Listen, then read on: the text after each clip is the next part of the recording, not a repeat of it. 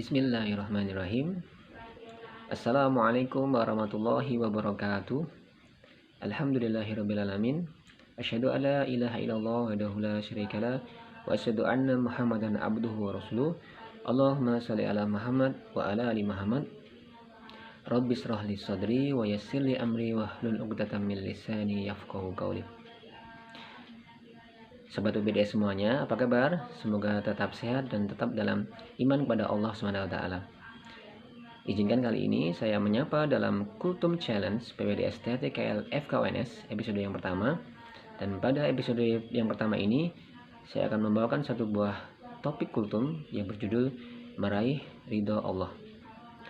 Saya akan memulainya dengan sebuah cerita, sebuah kisah yang mungkin sobat PPDS semuanya sudah sering mendengar atau membaca.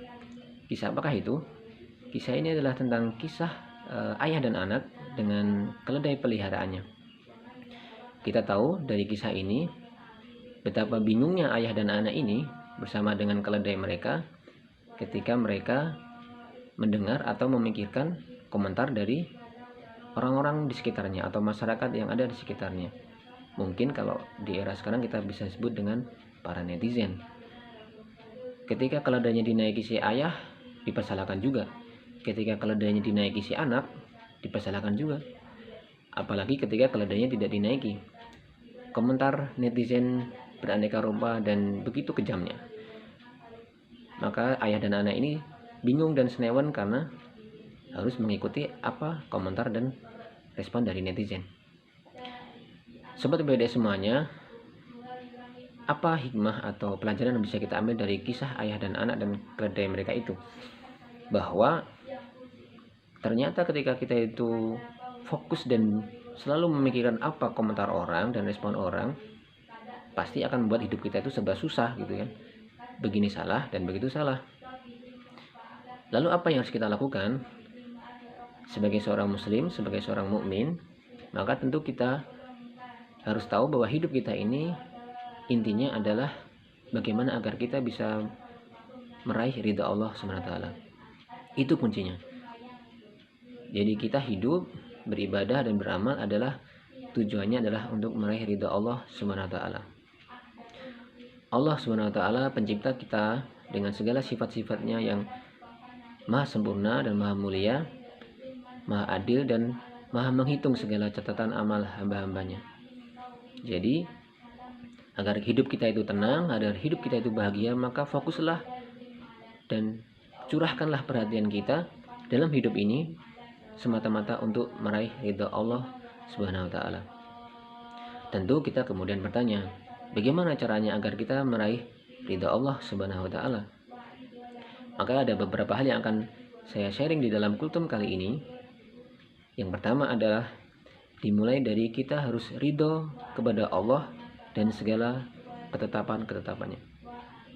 Ada satu doa yang tentu sering kita baca dan harus kita hayati bersama. Raditu billahi robba wa bil islami dina wa bi Muhammadin nabiyya wa rasulah. Kita ridho bahwa Allah sebagai Rabb kita, sebagai Tuhan kita. Kemudian kita ridho Islam sebagai agama kita, dan kita ridho Nabi Muhammad SAW sebagai Rasul teladan kita. Apa yang kita petik dari doa ini dan apa yang harus kita hayati dan kita amalkan dari doa ini, bahwa dalam hidup kita ini hati kita itu harus tenang dan ridho dengan segala apa yang Allah berikan kepada kita, dengan segala apa ketetapan-ketetapannya kepada kita, apapun itu, baik itu kejadian-kejadian atau hal-hal yang menyenangkan ataupun sebaliknya hal-hal yang tidak menyenangkan bagi kita, entah itu sebuah musibah atau sebuah ujian. Dengan pemahaman dan keyakinan inilah insya Allah hati kita akan lebih tenang. Kita tidak bingung memikirkan parameter-parameter sukses dalam hidup kita itu dari ukuran-ukuran duniawi. Bukan berarti mereka yang lebih kaya dan lebih sukses itu adalah mereka yang lebih diridhai oleh Allah. Ataupun sebaliknya, mereka yang paling susah, paling sengsara juga adalah yang lebih diridhai atau tidak diridhai. Bukan parameter duniawi yang kita pakai sebagai parameter tanda ridhonya Allah SWT. Jadi kita harus bisa menerima dan ridho apapun yang Allah berikan kepada kita, sekali lagi, entah itu menyenangkan atau tidak menyenangkan. Karena coba kita pikir, kalau kita tidak ridho dengan Allah, apa yang Allah berikan kepada kita, toh juga itu tetap terjadi kepada kita. Misalnya ban kendaraan bocor atau gembos misalnya. Kalaupun kita tidak ridho dengan hal itu, tetap saja ketika Allah sudah menetapkan dan mengizinkan, ya itu akan terjadi juga. Atau misalnya ketika kita melakukan atau menjalani sebuah ujian, kemudian ternyata kita gagal dalam sebuah ujian. Ketika kita tidak ridho pun, tetap saja ketika Allah mengizinkan, ya itulah yang terjadi. Jadi memang pilihan yang harus kita ambil dalam hidup kita ini sederhana saja sebenarnya, bahwa kita harus ridho dan menerima apapun yang Allah berikan kepada kita, dan kemudian harus kita ikuti dengan hal-hal yang baik. Kita harus berprasangka baik kepada Allah dan juga mengikutinya dengan hal yang baik. Kalau ketetapan Allah itu hal yang menyenangkan, maka kita bersyukur. Jika ketetapan Allah itu adalah hal yang tidak menyenangkan bagi kita atau hal yang tidak mengenakan, tentu kita harus bersabar kepada Allah SWT. Nah, sobat PBDS semuanya, ini adalah kiat yang pertama agar kita bisa meraih ridha Allah SWT. Kemudian yang kedua, agar kita bisa meraih ridha Allah tentu saja adalah kita harus melakukan dan mengamalkan apa saja yang Allah ridhoi.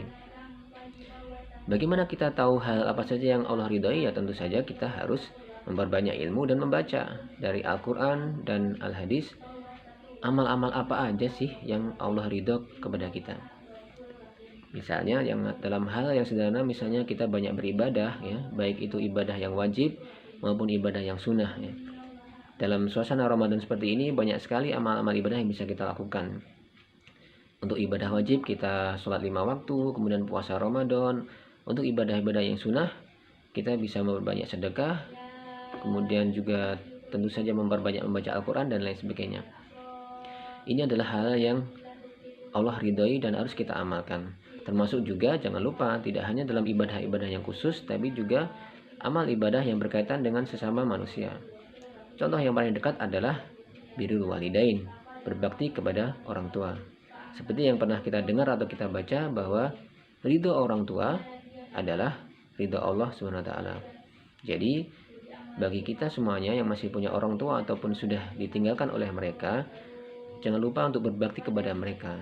Karena sekali lagi, letak ridho Allah itu juga ada pada ridho orang tua kita. Masih banyak hal lagi yang bisa kita amalkan dan bisa kita baca di berbagai buku-buku yang ada. Kemudian yang kiat yang ketiga agar kita bisa meraih ridho Allah SWT adalah kita harus meninggalkan apa-apa yang Allah tidak ridho. Dengan kata lain, kita harus meninggalkan semua perbuatan dosa dan perbuatan tercela yang Allah larang dalam agama ini. Tentu kita bisa baca dari berbagai buku, berbagai referensi, dan juga mendengar dari berbagai kajian-kajian para ulama dan para ustadz. Banyak perbuatan-perbuatan akhlak-akhlak yang memang harus kita hindari. Di antaranya adalah bagaimana kita menghindari suudzon. Di antara kita harus menghindari ghibah, membicarakan kejelekan orang lain, harus menghindari fitnah, harus menghindari mengolok-olok atau mencemooh orang lain, dan banyak lagi yang lainnya. Sekilas secara teori mungkin sederhana, tapi memang dalam prakteknya sulit sekali. Tetapi dengan semangat dan tujuan mencari ridha Allah, maka ini harus kita upayakan dan kita amalkan. Ingat, ada 3 kiat untuk mencari ridha Allah. Yang pertama adalah ridho kepada Allah dan segala ketetapannya, dan yang kedua adalah ridho dan melaksanakan segala apa yang Allah ridhoi, dan ketiga, kita menjauhi dan meninggalkan apa-apa yang tidak Allah ridhoi. Sekian dari Kultum Challenge PPDS TTKL episode yang pertama, bagaimana agar kita bisa meraih ridha Allah SWT. Semoga bermanfaat. Jika ada kekurangan adalah karena kekhilafan dan kekurangan kami pribadi. Wallahu a'lam bishawab. Saya tutup dengan pantun, buah sirsat buat rambutan, semoga tetap sehat semangat dan jaga iman. Wassalamualaikum warahmatullahi wabarakatuh.